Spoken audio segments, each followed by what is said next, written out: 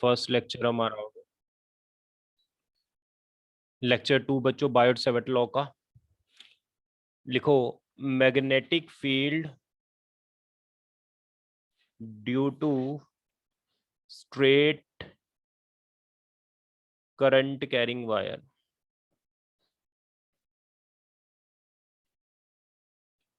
एक straight current carrying wire है जिसकी वजह से हमने मैग्नेटिक फील्ड बतानी है। बस एक का पहले और कोई लिंक नहीं है ये बड़ा। भाविक अपने माइक को म्यूट रखो बच्चे। एक करंट कैरिंग वायर है बच्चे, इसकी वजह से हमने पी पॉइंट पर क्या बताना है, मैग्नेटिक फील्ड बताना है। बच्चों हमें पता है अगर मैंने पूरी वायर की वजह से पी पॉइंट पर मैग्नेटिक फील्ड बताना है तो मुझे एक लॉ पता है। कौन सा law? Biot Savart law. Biot Savart law क्या कहता है? कहता है एक वायर का छोटा सा टुकड़ा, मान लो कितनी लेंथ का टुकड़ा मान ले, डीएल लेंथ का, इस छोटे से टुकड़े की वजह से पी पॉइंट पर मैं मैग्नेटिक फील्ड लिख सकता हूं। इस छोटे से टुकड़े की वजह से, क्योंकि magnetic field due to small current element वो बायोट सेवर्ट लॉ ने हमें बताया है। ये कितना एंगल मान ले बच्चों? फाई एंगल मान ले। ये एंगल कितना है? 90। और ये एंगल मैं अज्यूम कर लेता हूं थीटा। ये डिस्टेंस है बच्चों डी, और इस डिस्टेंस को मैं मान लेता हूं आर। अब आपको किसी को याद है कि बायोट सेवर्ट लॉ क्या होता था? कोई बताएगा मुझे? बायोट सेवर्ट लॉ क्या होता था? साइड पे लिख लो। बायोट सेवर्ट लॉ क्या होता था? बायोट सेवर्ट लॉ, एक करंट कैरिंग वायर में एक छोटा सा टुकड़ा था डीएल करंट एलिमेंट, उसकी वजह से यहां पर जो मैग्नेटिक फील्ड थी वो भी कितनी सी थी? छोटी सी थी। कितना एंगल बना रहा था ये? थीटा एंगल बना रहा था। ये डिस्टेंस कितना था? आर था। तो ये मैग्नेटिक फील्ड की वैल्यू कितनी थी? कोई बताएगा? DB is equal to, yes बच्चों, any student? Mu not upon 4 pi yes. I D L sine theta by R square. अब बच्चों आप ये देखो, मैंने इस करंट कैरिंग एलिमेंट की वजह से यहां पर मैग्नेटिक फील्ड लिखनी है तो कितनी होगी? फॉर्मूला तो यही था, mu not upon 4 pi i D L sine theta upon r square. अब यहां से करंट कैरिंग एलिमेंट से आप ध्यान से देखो, करंट कैरिंग एलिमेंट से जो मैंने रेड वाला बनाया है करंट कैरिंग एलिमेंट, ये वाला, इसकी वजह से पी पॉइंट पर जो मैग्नेटिक फील्ड लिखनी है वो डिस्टेंस कितना है? यहां से यहां तक मैंने डिस्टेंस कितना मानना है बच्चों?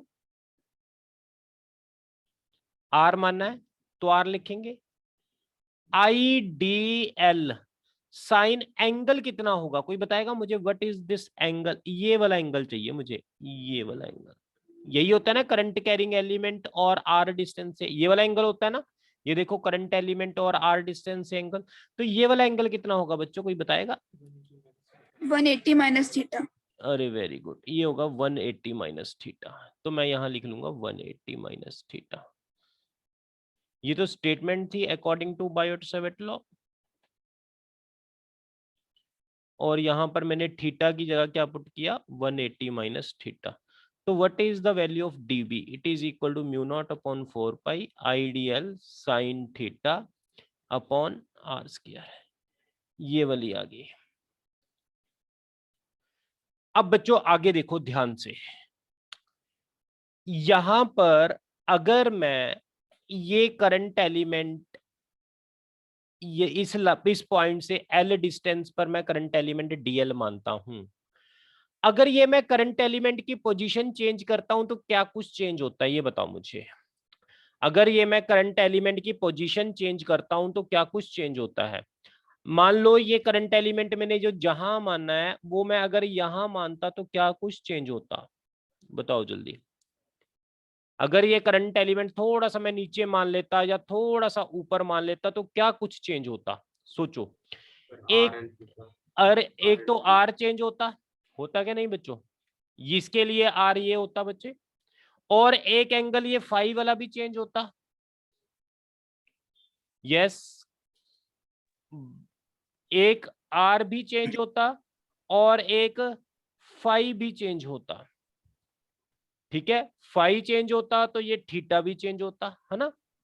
क्लियर है यहाँ तक आपको? यानी इसके अंदर बच्चे एक आर वेरिएबल है और एक ये थीटा वेरिएबल है। यस, यहां तक दिखना है, इतना क्लियर है? हाँ जी बच्चों, इतना क्लियर है आपको? अगर ये मैं करंट एलिमेंट मैंने डीएल यहां माना है, अगर डीएल यहां मानता तो ये लेंथ कुछ और होती, यानी ये एल लेंथ भी वेरिएबल है, एल लेंथ कुछ और होती। करंट एलिमेंट ऊपर नीचे मानते तो एल एल पे मैंने डीएल माना है, अगर यहां पर मैं कुछ और मानता, यहां वाई मानता तो वाई पे डी मानता, है ना, तो ये डीएल भी चेंज होती। यानी बच्चे इसके अंदर 3 वेरिएबल हैं, we need to convert them into 1 variable. इसके लिए मैं देखो क्या कर रहा हूं, समझो मेरी बात ध्यान से। आप ये देखो थीटा इस ट्रायंगल में, बच्चों ध्यान से देखना, इस ट्रायंगल में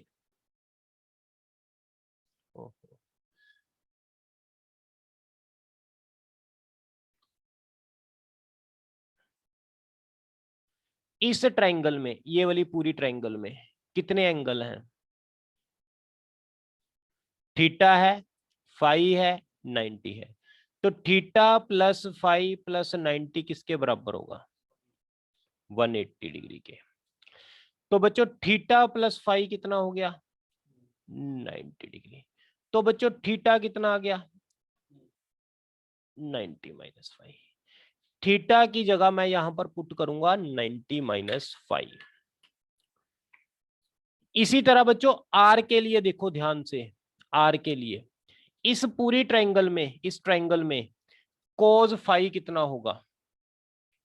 इस पूरी ट्रायंगल में कोज फाई कितना होगा? आज बच्चों आपको इस आर्टिकल के बेसिक समझने के लिए, इनकी प्रॉपर्टी समझने के लिए, इनके कंसेप्ट फॉर्मूले समझने के लिए आज आपको टाइम लग सकता है, न्यूमेरिकल में इतना टाइम नहीं लगेगा अगर आपको कंसेप्ट क्लियर हो जाएंगे।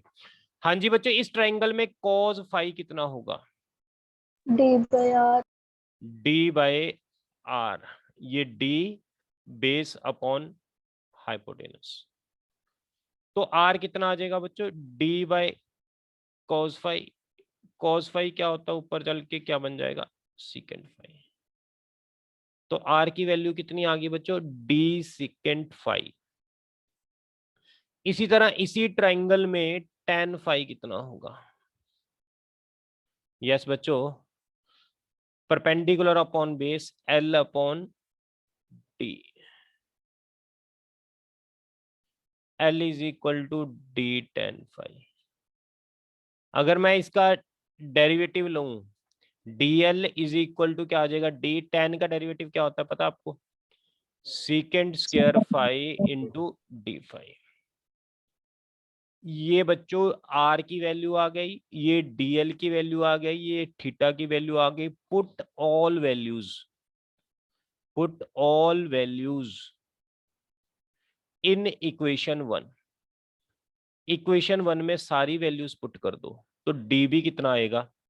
Mu naught upon 4 pi i, dl की जगह d secant square phi d phi, sine theta की जगह 90 माइनस फाई,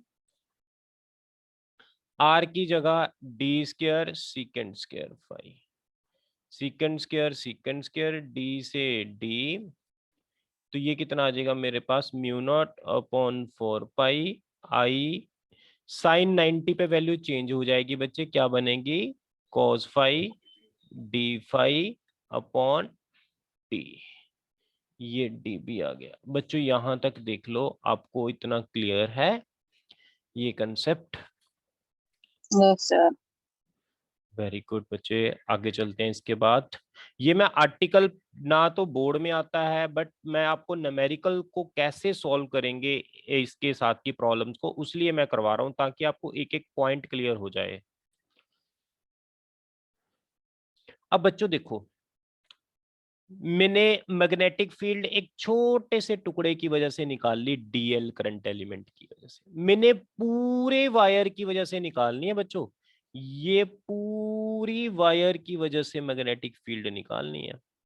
अगर मैंने पूरी वायर की वजह से मैग्नेटिक फील्ड निकालनी है तो मैं पी पॉइंट को पूरी वायर के दोनों एंड से मिला देता हूं। एक तो एंड ये है, ये एंगल बन रहा है मान लो φ1, एक एंड ये है, ये एंगल बन रहा है φ2। अब मुझे मैग्नेटिक फील्ड जो पता करनी है बच्चों, पूरी वायर की वजह से पता करनी है, तो मैं क्या कर रहा हूं ध्यान से देखना, cos phi d phi integration. बच्चों इसके अंदर एंगल, ध्यान से देखना बच्चों, इसके अंदर एंगल φ2 से लेकर φ1 है। इसके अंदर जो एंगल होगा φ2 से लेकर φ1 होगा, और इसको इंटीग्रेट करेंगे तो ये वैल्यू आ जाएगी हमारे पास, इधर आ जाएगा b mu not I 4 pi D. बच्चों मैं एक चीज और बता दूं, ये एंगल के साथ मैंने पॉजिटिव और नेगेटिव क्यों लिया है, क्योंकि फाई देखो ऑपोजिट डायरेक्शन में है φ2, φ1 दूसरी डायरेक्शन में है, तो एक को मैंने पॉजिटिव मान लिया, दूसरे को मैंने नेगेटिव मान लिया। कोस की इंटीग्रेशन क्या होती है, कोई बताएगा यहाँ पर? कॉस की इंटीग्रेशन, यस बच्चों, कॉस की इंटीग्रेशन होती है हमारे पास साइन फाई, लिमिट φ2 से लेकर φ1। b कितना आ गया, mu not I 4 pi D sine φ1 minus sine φ-2। तो ये आ गया mu not I upon 4 pi D sine phi minus minus sine φ2। ये आ गया, ये हमारे पास आर्टिकल आया बच्चों।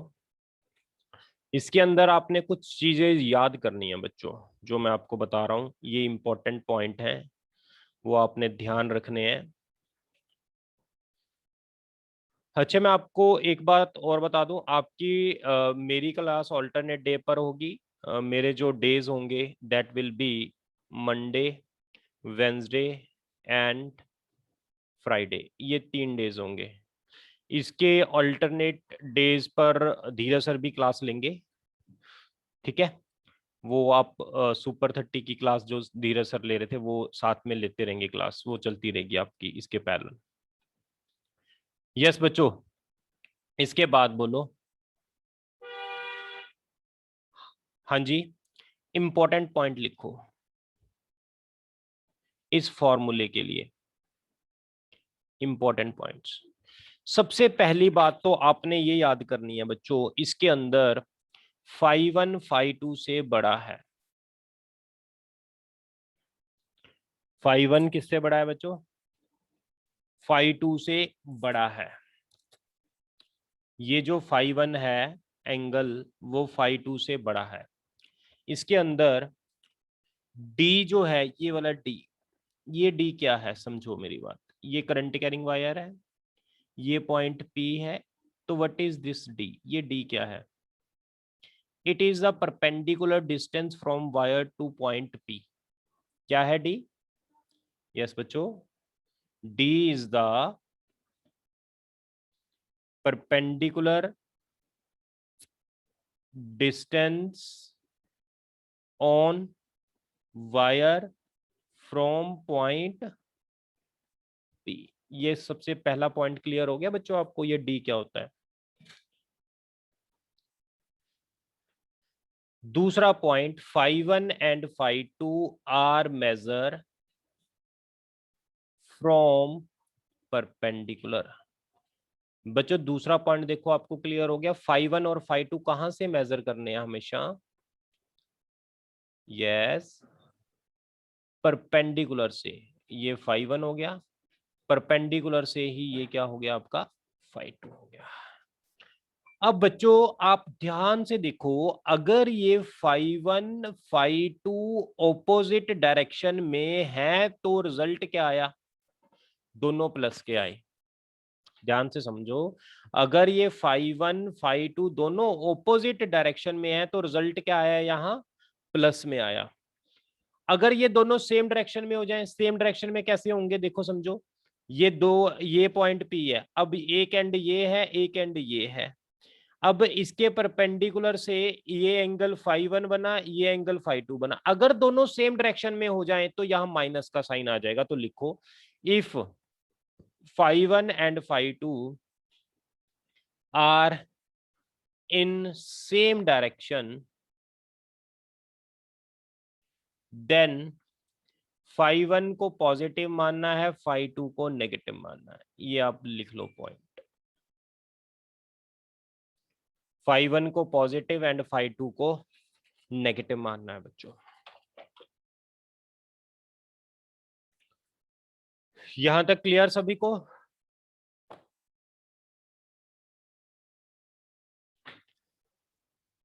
मैं बच्चों इसको रब कर रहा हूं।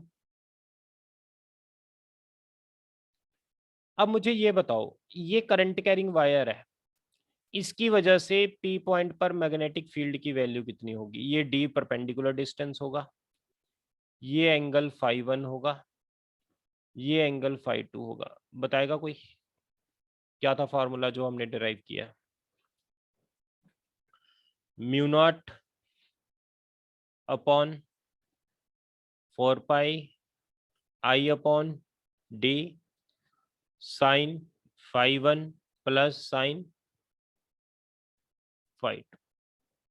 यही होगा बच्चों, देखो। हाँ जी बच्चों। अब इसके अंदर बच्चों डायरेक्शन बताओ, डायरेक्शन किधर को होगी? डायरेक्शन के लिए मैंने आपको कौन सा रूल यूज करवाया था? By right hand thumb rule. क्या कहता था right hand thumb rule? Current की डायरेक्शन में थंब रख लो। ये वायर है, इसकी डायरेक्शन में रखना थंब बच्चों, करंट की डायरेक्शन में थंब रखो और पी पॉइंट पर मैग्नेटिक फील्ड बताओ किधर होगी। करंट की डायरेक्शन में थंब रख के पी पॉइंट की तरफ फिंगर ओपन कर लो, तो पाम आपकी किधर जा रही है? इनवर्ड। तो मैग्नेटिक फील्ड यहां पर क्या होगी बच्चों? इनवर्ड होगी। ठीक है।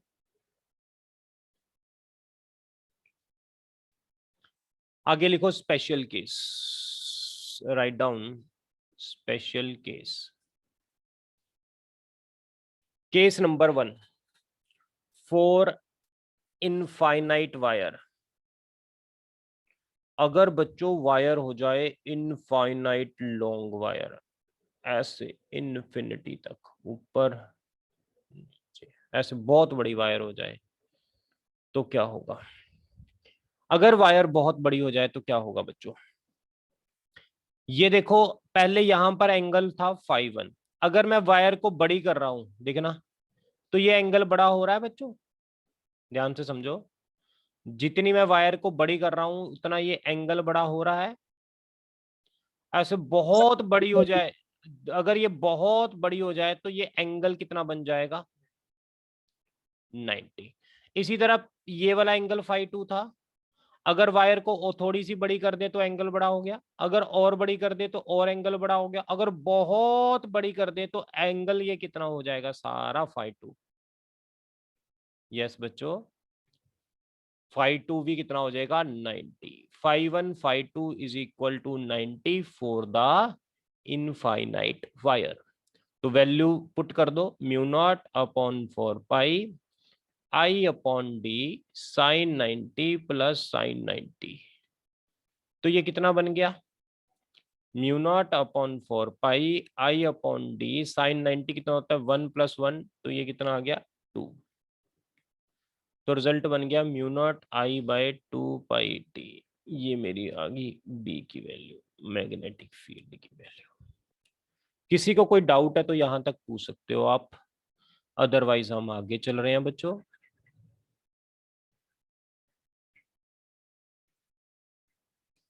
यस बच्चों, चले आगे। Yes, yes, sir. ओके बच्चों, केस नंबर 2 लिखो, सेमी इनफाइनाइट वायर। बच्चों सेमी इनफाइनाइट का वायर का मतलब क्या है? एक वायर का एंड तो इनफाइनाइट है, दूसरा वायर का एंड यहीं पर पड़ा है। अब एक के साथ तो एंगल कितना बन जाएगा 90, दूसरे वायर के साथ एंगल φ2 कितना बनेगा, देखो एंड तो मिला ही हुआ है, मिलाने की जरूरत ही नहीं है, तो φ2 कितना होगा 0। तो B is equal to mu not upon 4 pi I upon D sine 90 plus sine 0। तो ये कितना आ गया बच्चों, mu not upon 4 pi I upon D। This is the magnetic field due to semi infinite wire. हाँ जी बच्चों, यहां तक देख लो, किसी को कोई डाउट तो नहीं है। इसके बाद अगर मैं आपको ये कह दूं बच्चों, केस नंबर 3, अगर φ1 φ2 φ के बराबर हो जाए तो क्या होगा, B is equal to mu not upon 4 pi I upon D sine phi plus sine phi. तो ये कितना आ जाएगा, mu not upon 4 pi I upon D 2 sine phi. तो ये कितना बन गया हमारे पास, हाँ जी बच्चों, B is equal to mu naught I upon 2 pi D sine phi. ये आ गया। केस नंबर 4 आगे लिखो बच्चों इसी में, case number 4।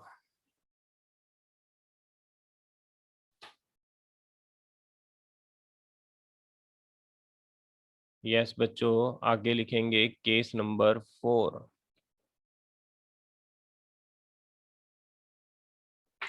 Write down case number 4। बच्चों दो वायर है, एक ये वायर है, एक ये वायर है। ये भी समझना, ये सीबीएसई में क्वेश्चन आया हुआ है। एक करंट वायर में ऊपर जा रहा है, एक वायर में करंट नीचे जा रहा है। ये भी इनफाइनाइट वायर है और ये भी इनफाइनाइट वायर है। तो इनके मिड पॉइंट पर, इनके बीच का डिस्टेंस जो है वो d है। इनके मिड पॉइंट पर मैग्नेटिक फील्ड बताओ कितनी होगी। यस, एक तो ये वाला क्वेश्चन है, एक और क्वेश्चन मैं आपको बता रहा हूं। अब इनके न्यूमेरिकल स्टार्ट हो गए हैं बस ऑलमोस्ट।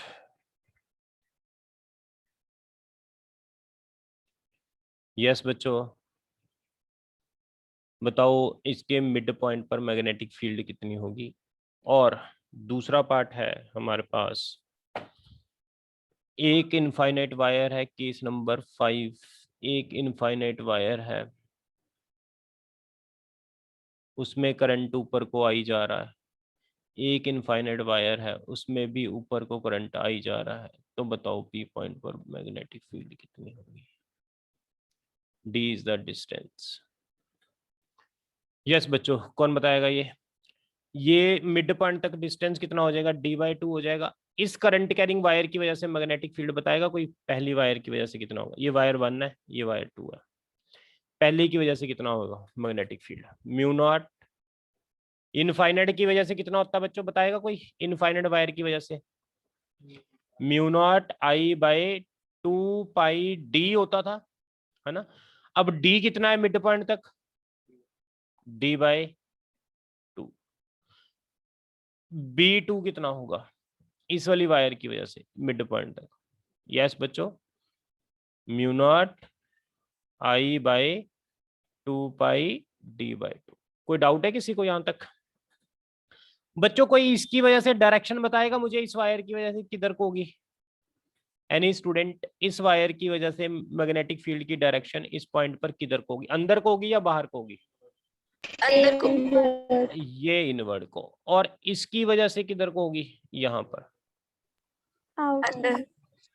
देखो, थंब करंट की डायरेक्शन में थंब रख लो और फिंगर उस डायरेक्शन में ओपन करनी है जहां पर पॉइंट है। पॉइंट पी किधर को है, इस तरफ है। तो देखो ये पाम किधर को है, अंदर को। इसमें भी पाम अंदर को ही गई। तो दोनों मैग्नेटिक फील्ड की वैल्यूज इक्वल है ना, डायरेक्शन सेम है। तो नेट मैग्नेटिक फील्ड क्या हो जाएगी, दोनों को बच्चे प्लस कर देंगे। तो कितना आ गया, 2 म्यू नॉट I/2 पाई d/2। ये आ जाएगा। ये हमारे पास नेट मैग्नेटिक फील्ड आ जाएगी। डी से डी कट गया तो ये आ गया 2 mu not I by pi D. ये आंसर आ गया हमारे पास। इसमें बताओ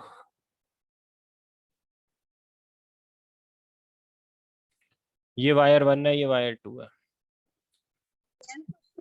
B1 कितना होगा?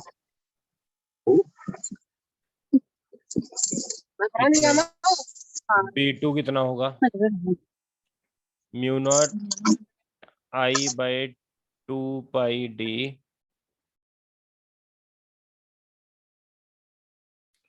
यस बच्चों कितना होगा? 2 पाई डी बाई 2। इसकी डायरेक्शन बताओ किधर होगी? इसकी वजह से यहाँ पर मैग्नेटिक फील्ड किधर को होगा? वायर 1 की वजह से अंदर। अंदर। और इस वायर की वजह से यहाँ पर कितना होगा? करंट ऊपर बाहर। को, करंट ऊपर को तो पाम बाहर को आई, आउटवर्ड को। तो ये दोनों आगे इक्वल और ऑपोजिट, तो नेट मैग्नेटिक फील्ड क्या हो जाएगा? दोनों को माइनस कर देंगे which is equal to 0। Note कर लो बच्चों, जल्दी से नोट कर लो इसको।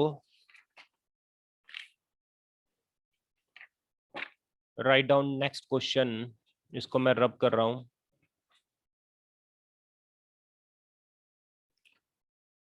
बच्चों ये क्वेश्चन है, एक स्क्वायर वायर है ऐसे, ऐसे स्क्वायर फॉर्म में एक वायर है जिसमें करंट चल रहा है आई। स्क्वायर की जो साइड है वो ए है।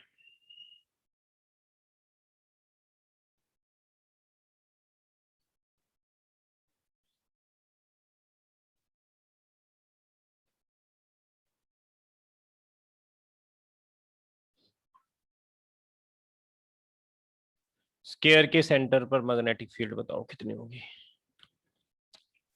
बच्चों इस क्वेश्चन को देख लो कैसे सॉल्व करना है, कंसेप्ट समझ लो, इंपॉर्टेंट क्वेश्चन है।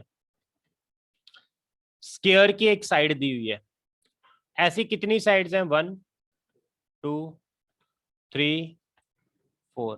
कहां पर मैग्नेटिक फील्ड बताना है? इसके सेंटर पर। तो हम स्क्वायर की एक साइड उठा लेते हैं, ये मैंने स्क्वायर की एक साइड उठा ली जिसमें करंट क्या चल रहा है? आई। इसकी वजह से यहां पर मैग्नेटिक फील्ड बतानी है सेंटर पर। तो बच्चों इसके दोनों एंड्स को हम मिला लेते हैं, आपको पता है रूल क्या होता है, दोनों एंड्स को क्या कर लो? मिला लो। अच्छा मुझे ये बताओ, ये स्क्वायर है तो ये सारा कितना एंगल होगा? ये टोटल एंगल कितना होगा? 360। 4 इक्वल पार्ट में डिवाइड कर दो, ये भी 90, ये भी 90, ये भी 90, ये भी 90, ऐसे होगा। तो ये टोटल एंगल कितना है? 90। अगर मैं परपेंडिकुलर बाइसेक्टर ड्रॉ करूंगा तो ये कितना बन जाएगा? 45। और ये भी कितना बन जाएगा? 45। 5 1 5 2 कितना आ गया? 45 45 आ गया। हाँ जी बच्चों यहां तक क्लियर इतना? अब ये डी डिस्टेंस जो है परपेंडिकुलर, मुझे डी डिस्टेंस कैलकुलेट करना है। मैं कैसे कैलकुलेट करूं वो समझना। ये साइड जो है बच्चों ए है और यहां तक साइड जो हो जाएगी वो हो जाएगी a बाई 2।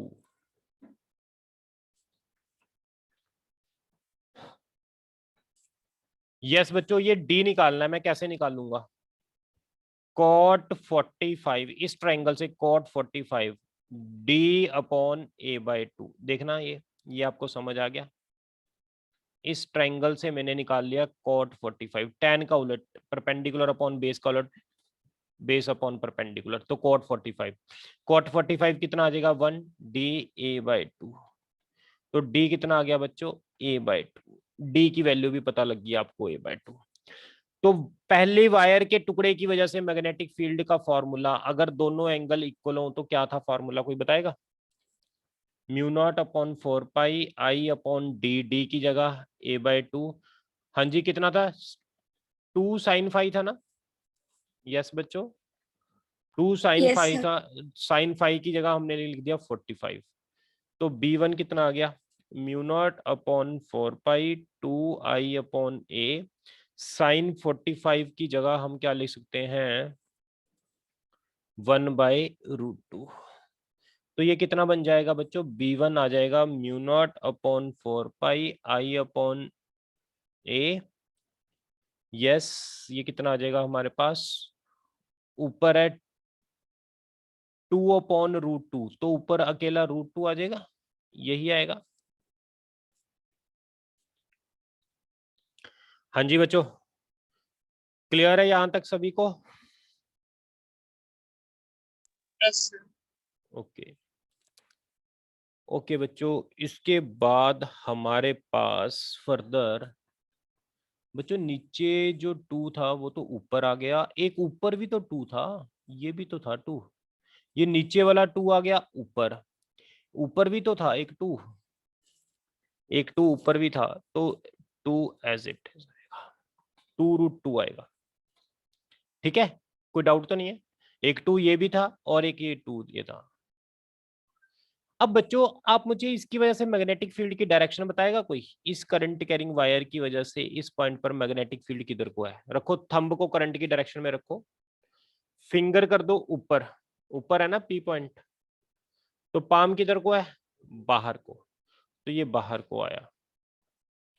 सिमिलरली B2 इस वायर की वजह से भी इतना ही मैग्नेटिक फील्ड आएगा, बोलो B2 की वजह से भी इतना ही मैग्नेटिक फील्ड आएगा,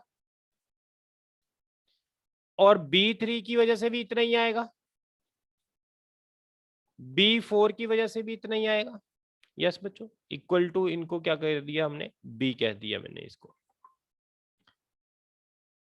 अब इसकी डायरेक्शन कितनी होगी सेकंड वाले की, देखना, करंट को ऊपर, मैग्नेटिक फील्ड इधर बाहर, थर्ड की वजह से करंट इधर, मैग्नेटिक फील्ड नीचे बाहर, फोर्थ करंट इधर, मैग्नेटिक फील्ड इधर बाहर, तो सभी की वजह से क्या होगी बाहर, तो नेट मैग्नेटिक फील्ड कितनी हो जाएगी, 4 इंटू B1, 4 इंटू B1 कितनी है, म्यू नॉट 4 पाई I/A 2√2,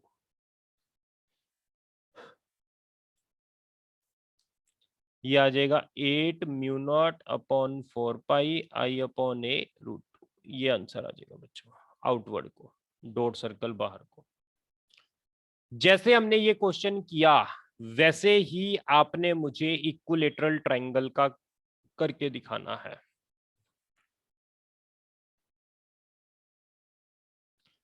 यस बच्चों, अगला क्वेश्चन करते हैं, इसको रब कर रहे हैं।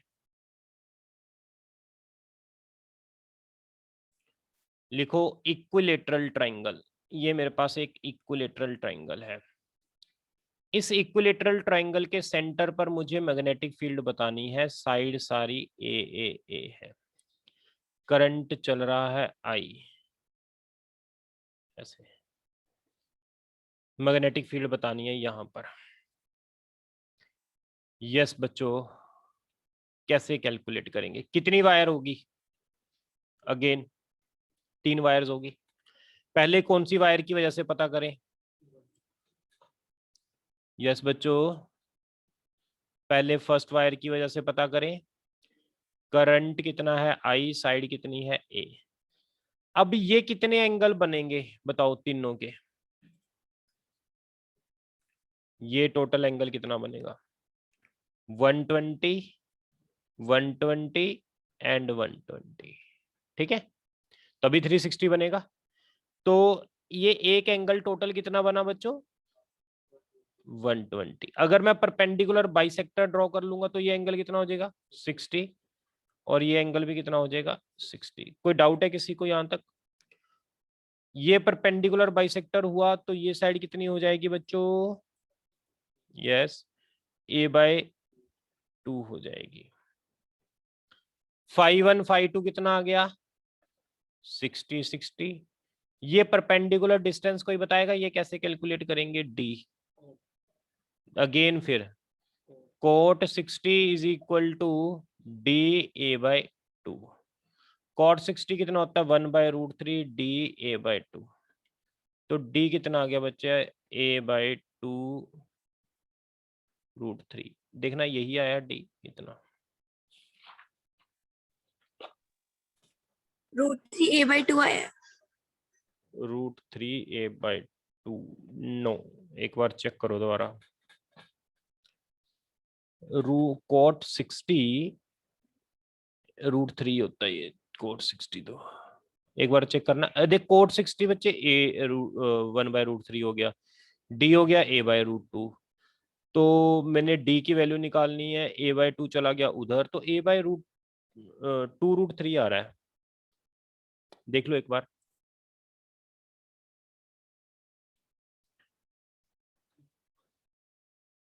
देख लो बच्चों, चेक कर लो एक बार। Yes, sir. μ0/4 i, d की वैल्यू कितनी दी हुई है बच्चों? a/2√3। एंगल तो इक्वल है, जब इक्वल एंगल हो तो 2 sin 560। तो b1 कितना आ गया बच्चों? μ0/4 2√3 ia 2 sin 60 कितना होता है? √3/2 कट गया। तो ये बच्चों कितना आ गया हमारा? μ0/4 2 × 3 × i/a। इसको मैं ऐसे भी ले सकता हूँ 3i/2πa। ये b1। डायरेक्शन देख लो इसकी वजह से मैग्नेटिक फील्ड किधर को होगी? यहाँ पर आउटवर्ड। तो b2 भी इतना ही होगा, b3 भी इतना ही होगा। तो नेट मैग्नेटिक फील्ड कितनी होगी? सभी की वजह से बाहर ही होगी, 3 9 μ0i/2πa। बच्चों देख लो, यहां तक किसी को कोई डाउट है तो आप पूछ सकते हो। यस बच्चों, यहां तक किसी को कोई डाउट है तो आप पूछ सकते हो, अदरवाइज मैं आपको क्वेश्चन दे रहा हूं होमवर्क के लिए एक दो। मैं आपको इसकी डीपीपी भी शेयर कर दूंगा। ये ट्रायंगल है, इस ट्रायंगल को आपने सॉल्व करना है। इस ट्रायंगल की एक साइड L है, एक साइड बच्चों B है। इसमें करंट जो है I जा रहा है। यहां पर मैग्नेटिक फील्ड पता करो। ये क्वेश्चन है आपके होमवर्क के लिए। बाकी हम बच्चों वेंसडे की जगह आपको फ्राइडे मिलेंगे। फ्राइडे तक मैं आपको टिल दैट डे आपको ये शीट भी दे देता हूँ, इसकी भेज देता हूँ मैं, स्ट्रेट वायर वाली। तो इसके साथ के क्वेश्चन भी आप सॉल्व कर लेना। ओके बच्चों, Sir. ओके बच्चों, bye, take care. Thank you, sir. Okay बच्चों।